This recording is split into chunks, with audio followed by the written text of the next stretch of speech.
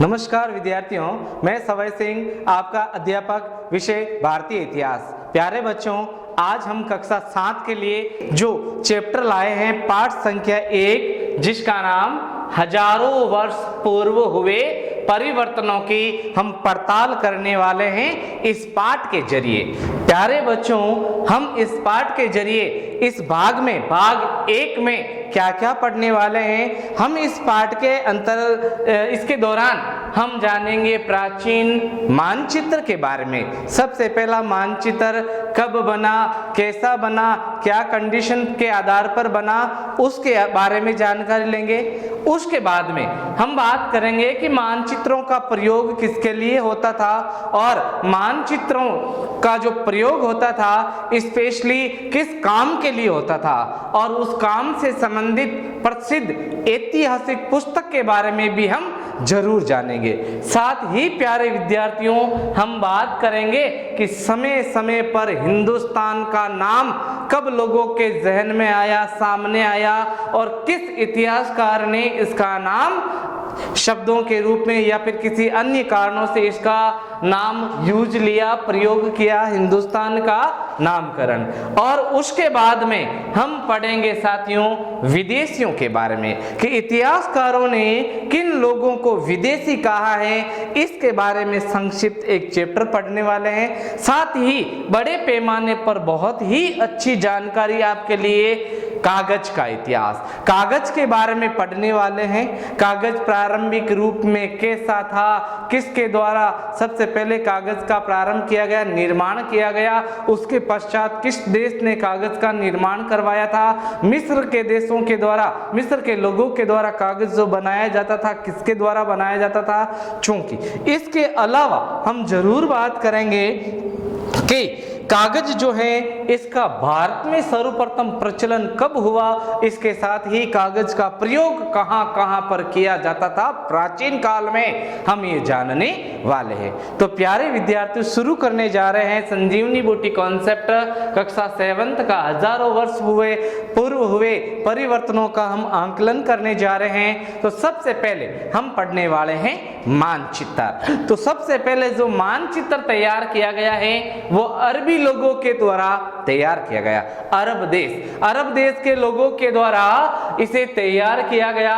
और अरबी लोगों में सबसे सुप्रसिद्ध एक इतिहास भूगोलवेता जो भूगोल की जानकारी रखता था, उसके द्वारा, जिसका नाम बताया जाता है अल इद्रिसी ने सर्वप्रथम जो विश्व का मैप तैयार किया है। साथियों, अब इस मैप के अंतर्गत हमें जानकारी लेनी है कि इस मैप में भारत की स्थिति कैसी थी। तो प्यारे बच्चों, ये जो अल इद्रिसी के द्वारा जो सर्वप्रथम मानचित्र यानी मैप बनाया गया है विश्व का, इसमें बताया गया, इसका ये जो मैप बना है यह 1194 ईस्वी के अंदर इसको बनाया गया। साथ ही भारत भूमि को संपूर्ण समुद्र तक विस्तृत रूप में व्यक्त किया गया है इस मैप के जरिए। अब हम बात करते हैं कि प्राचीन काल के अंदर जो मैप मानचित्र बनाए जाते थे, इनका प्रयोग किस किस रूप में किया जाता था। तो बता देता हूं कि प्राचीन काल के अंदर जो एक्सपोर्ट इंपोर्टेंट होता था व्यापार, वो होता था केवल और केवल समुद्री व्यापार। समुद्र के जरिए व्यापार होता था और समुद्र के व्यापार के लिए स्पेशली व्यापारियों को मैप की जरूरत पड़ती थी। अब मैप की जरूरत पड़ती थी तो आपसे पूछा जा सकता है कि प्राचीन काल में मानचित्र का प्रयोग किसके लिए होता था? समुद्री व्यापारियों के लिए। और समुद्री व्यापारियों के लिए मानचित्र का प्रयोग होता था। साथ ही समुद्री व्यापार के लिए अगर बात करें सबसे प्रसिद्ध पुस्तक की, तो प्यारे विद्यार्थियों की समुद्री व्यापार के लिए सबसे प्रसिद्ध जो पुस्तक है उसका नाम बताया जाता है the Periplus of Erythraean Sea,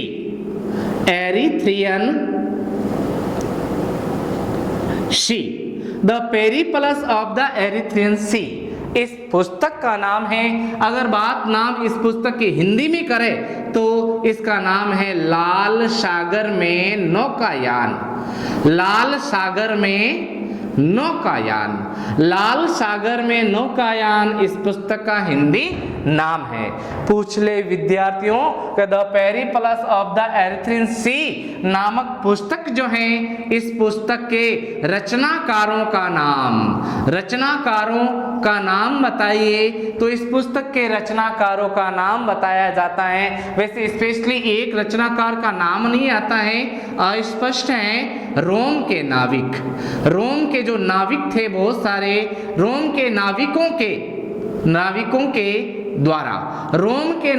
के द्वारा इस पुस्तक का रचना किया गया था, जिसका नाम द पेरिप्लस ऑफ द एरिथ्रीन सी बताया जाता है। अब हम बात करते हैं हिंदुस्तान के बारे में कि हिंदुस्तान का जो नामकरण है, इसका नामकरण सबसे पहले किस इतिहासकार ने ये नाम दिया है अपने को हिंदुस्तान, तो बता देता हूं प्यारे विद्यार्थियों कि एक इतिहासकार हुए थे जिसका नाम था अल-बरूनी।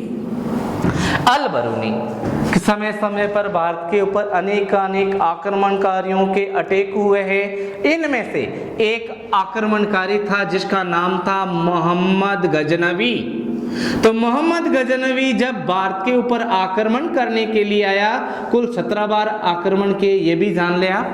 जब मोहम्मद गजनवी जो गजनी का शासक था भारत के ऊपर अटैक करने आया था, तो उसके साथ में एक इतिहासकार भी था जिसका नाम अल-बरूनी। अब अल-बरूनी जितनी समय तक मोहम्मद गजनवी के साथ भारत में रहा, तो उसने एक अपना यात्रा वृत्तांत लिखा, यात्रा का विवरण लिखा। उस पुस्तक का नाम बताया जाता है तहकीकात-ए-हिंद।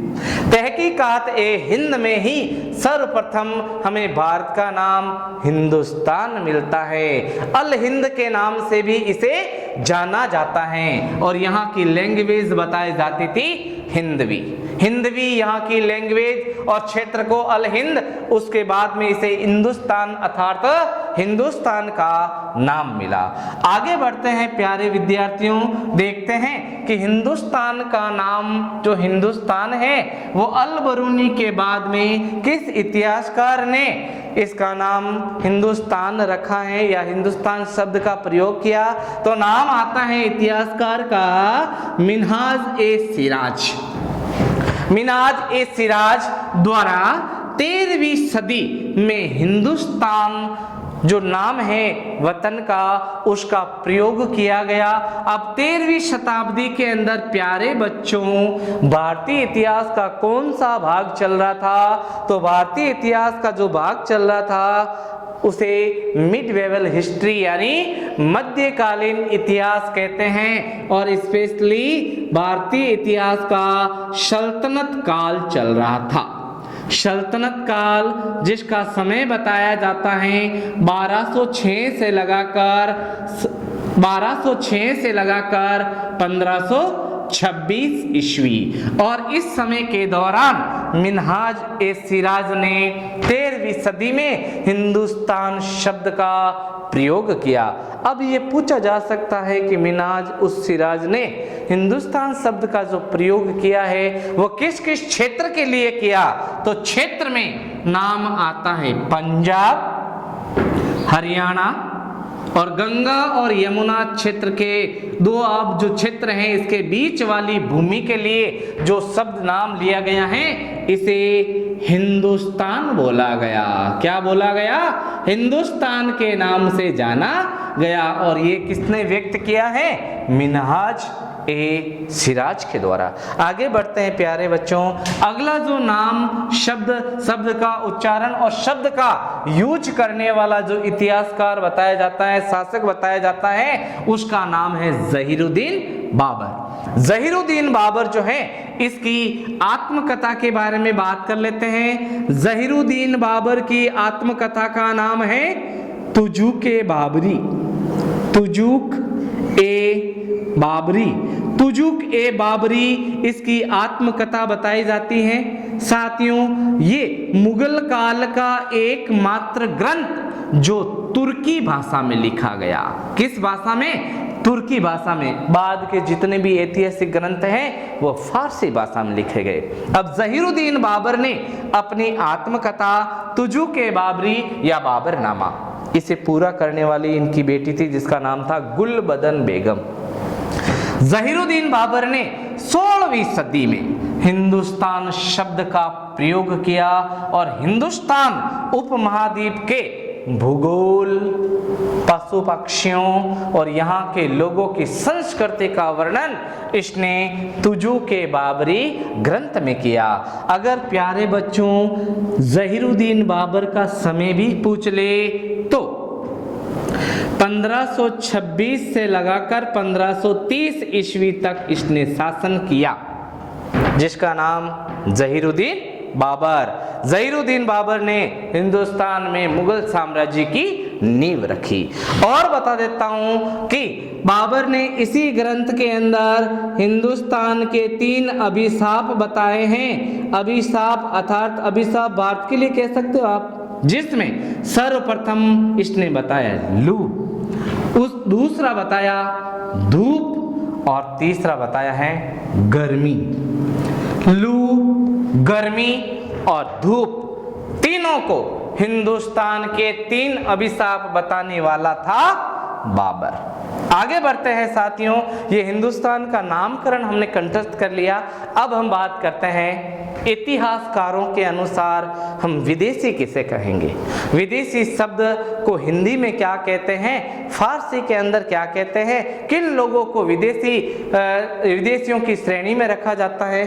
तो प्यारे बच्चों, इतिहासकारों के अनुसार कोई भी अनजान व्यक्ति जो समाज यानी सोसाइटी और संस्कृति यानी कल्चर का अंग ना हो उसे विदेशी कहा जाता है।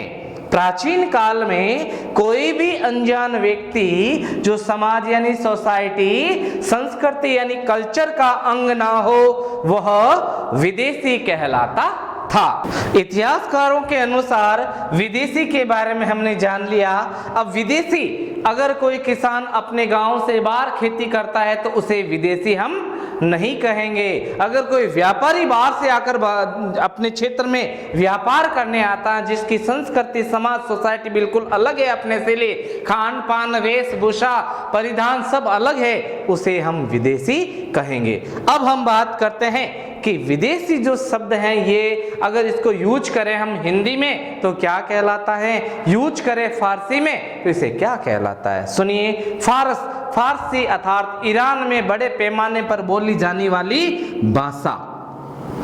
तो प्यारे बच्चों, ये जो विदेशी शब्द हैं यह हिंदी में जिसे परदेशी कहते हैं, हिंदी में जिसे परदेशी कहते हैं और फारसी में इसे अजनबी के नाम से जाना जाता है। तो प्यारे बच्चों, हमने विदेशी शब्द की संपूर्ण व्याख्या इस चैप्टर के अंतर्गत कर ली। अब हम बात करते हैं अगला पॉइंट। इस पार्ट को हम पॉइंट के जरिए सविस्तार इसका वर्णन कर रहे हैं और इसका अध्ययन भी कर रहे हैं। तो चौथा पॉइंट इस अध्याय से अपने लिए निकलता है कागज। कागज का मूल्य, क्या कंडीशन थी प्रारंभिक कागज की, तो बता देता हूं कि सर्वप्रथम जो कागज है वो चीन की देन है। किसकी देन है? चीन में बनाया गया है सर्वप्रथम कागज।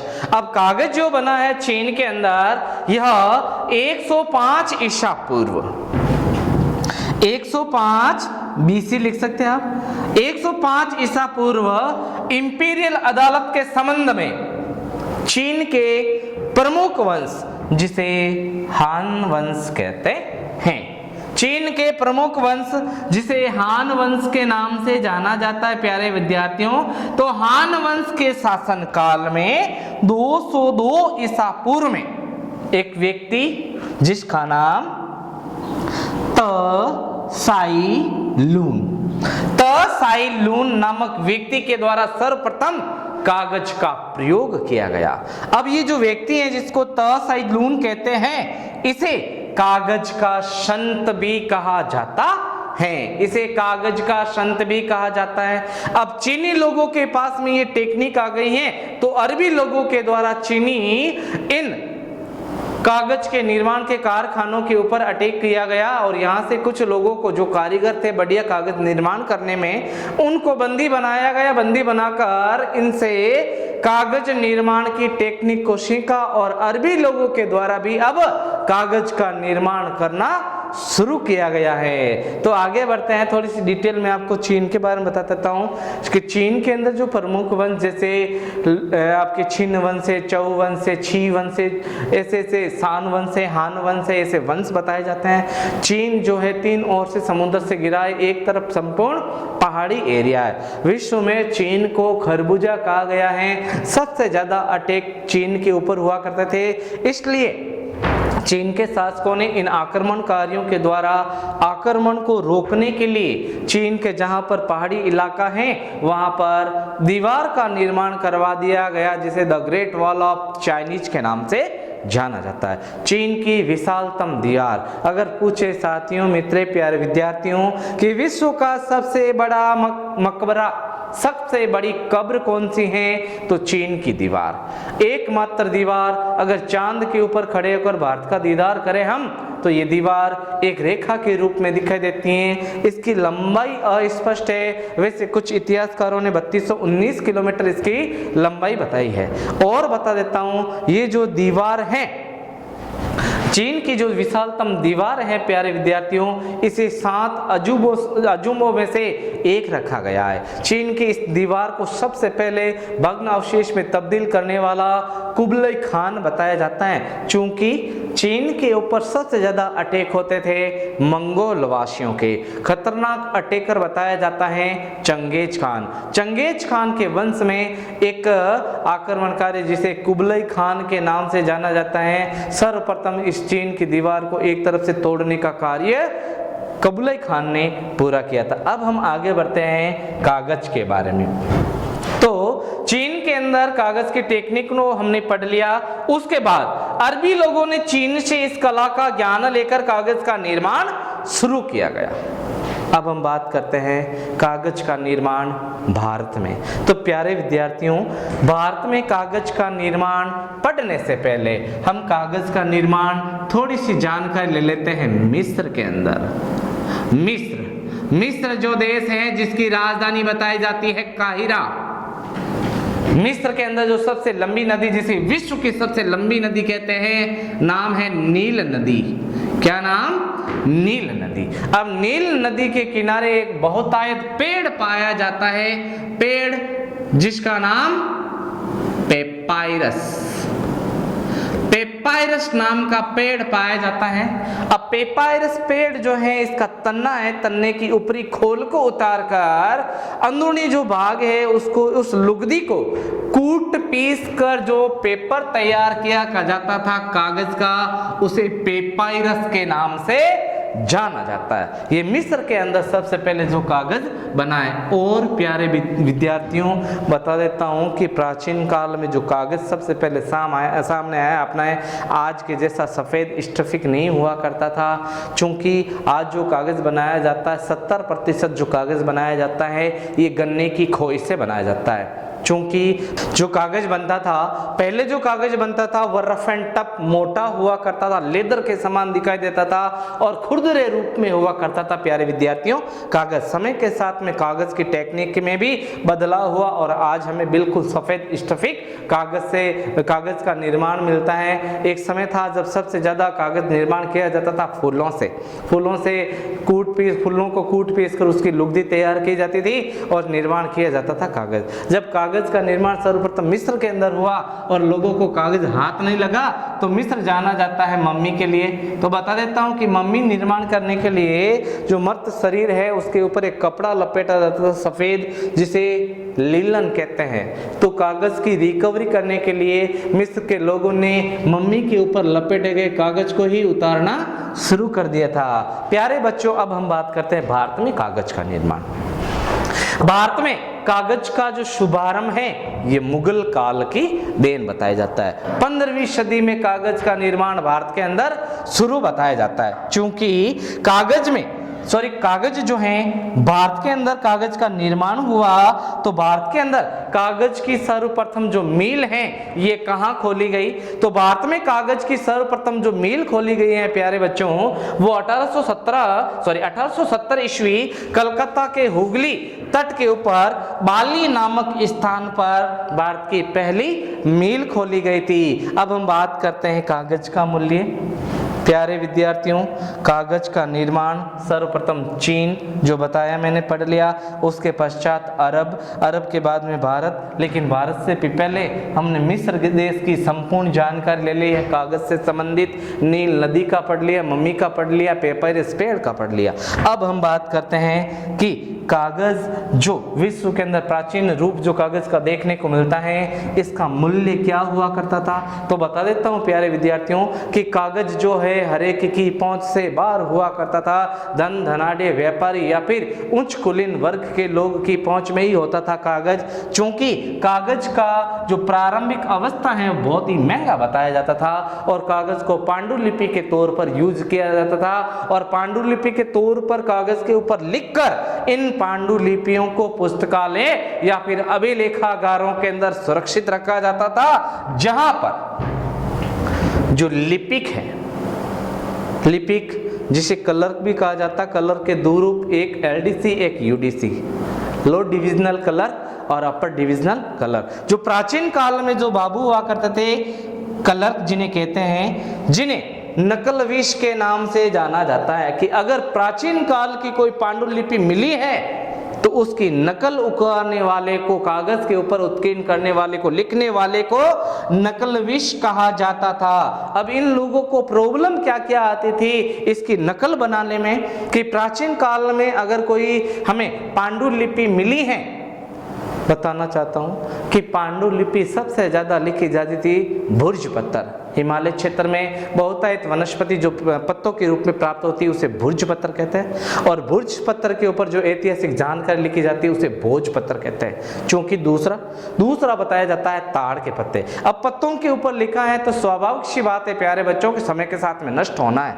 अब बहुत सारे शब्द जो टूट जाते थे, फूट जाते थे, कट जाते थे, जल जाते थे, उनको पढ़ना इन नकल विषयों के बस की बात नहीं होती थी। तो जहां हमें भी कुछ शब्द स्पष्ट नहीं दिखते हैं, मिलते हैं, तो हम अपनी मन की सोचते हैं और अंदाज से उस शब्द का निर्धारित करते और मन से उसको लिख देते थे। उसी प्रकार ये नकल विष उसको दूसरी उसकी प्रतिकृति तैयार करते थे। अब कागज का प्रयोग जो है प्यारे विद्यार्थियों वो किस रूप में किया जाता था? तो कागज का प्रयोग जो है यह प्राचीन काल में धर्म ग्रंथों, शासकों के वृत्तांत, एक वृत्तांत होता है, एक यात्रा वृत्तांत होता है, एक इतिवृत्त होता है। इतिवृत्त का मतलब होता है समय का लेखा जोखा, यात्रा वृत्तांत यात्रा का वर्णन। अब शासकों के वृत्तांत, संतों के लेखन, उपदेश, अर्जियां, अदालतों के दस्तावेज, हिसाब व करों के खाते आदि लिखने के लिए इन पांडुलिपियों या फिर कागज का प्रयोग किया जाता था। तो प्यारे बच्चों, हमने इस चैप्टर जिसका नाम है हजारों वर्ष हुए परिवर्तनों की पड़ताल, जांच पड़ताल के माध्यम से, जिसका भाग 1 आज हमने पढ़ा, जिसमें हमने मानचित्र के बारे में जाना। मानचित्र के साथ में हमने प्रसिद्ध पुस्तक the Periplus of the Erythraean Sea के बारे में पढ़ा। उसके साथ ही हमने हिंदुस्तान का नामकरण पढ़ा। हिंदुस्तान के नामकरण के साथ में ही प्यारे बच्चों हमने विदेशी शब्द की व्याख्या की। विदेशी शब्द की व्याख्या करने के बाद हमने कागज का संपूर्ण इतिहास पढ़ा। प्यारे विद्यार्थियों, हजारों वर्ष पूर्व हुए परिवर्तन भाग 2 में बची कुछ जानकारी हम जरूर लेंगे। धन्यवाद।